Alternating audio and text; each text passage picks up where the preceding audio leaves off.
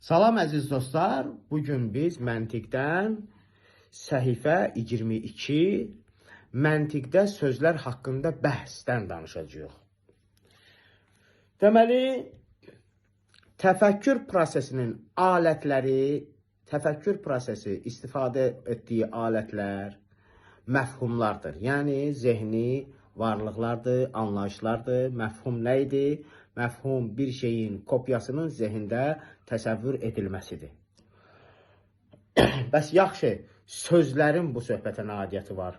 Axı, məntiq bəhs eləyir anlayışlardan, məntiq bəhs eləyir məfhumlardan. Bəs sözlərdən niyə danışırıq? Məntiqin sözlərlə birbaşa əlaqəsi yoxdur, ancaq iki səbəbə görə. İki səbəbə görə məntiq alimləri məntiq elmində sözlərlə bağlı bəzi məsələləri müzakirə edirlər. Birinci, sözlər mənaların asan şəkildə ötürülməsi üçün vasitədir. Mənanı deyəndən sonra bir sözün, onun anlayışı insanın zehnində formalaşır. Deməli, biz anlayışlar yaratmaqdan ötürü sözlərdən istifadə etməyə məcburuq ki, sözlər vasitəsilə biz insanlarda anlayışlar yaradırıq və bu sözlər bir vasitədir bizim bir-birimizə mənaları ötürmək üçün. İkinci, sözlə məna arasında çox sıx bağlılıq var.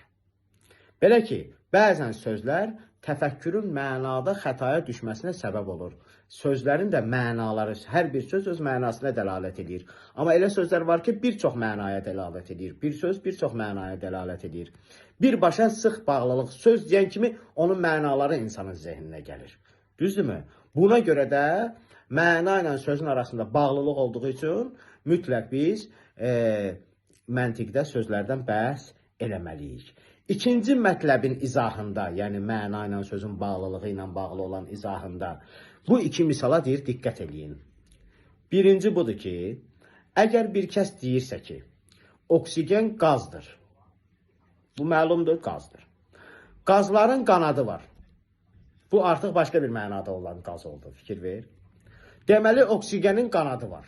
Desək, yəni əgər belə bir dəlil gətirmək istəsə, qəti şəkildə bilirik ki, bu əqli nəticədə, yəni bu istədiyimiz o iki müqəddimədə, əqli nəticədə səhvə yol verib insan. Niyə?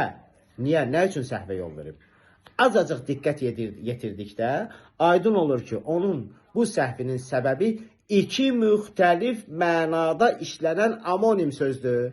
Biri qaz, oksigen qazı mənasındadır. Biri isə uçan qaz, canlı qaz mənasındadır. Belə olan surətdə ikinci müqəddimə birinci müqəddimədən danışmır ümumiyyətlə. O mövzudan söhbət getmir. Başqa bir mənadan danışır. Nəticə də təbii ki, səhv olacaq. Mütləq ikinci müqəddimə də birinci müqəddimənin mənasında işlənməlidir ki, əqli nəticə doğru düzgün nəticə versin. Odur ki, sözlərin xüsusiyyətləri bəzən mənaya da təsir qoyaraq xətaya səbəb olur. Bu böyük bir dənə xətadır, necə ki biz oxuduq. Buna görə də belə xətaların qarşısını belə xətaların qarşısını almaq da məntiqin vəzifəsidir və yaxud vəzifələrindən biridir. Sağ olun.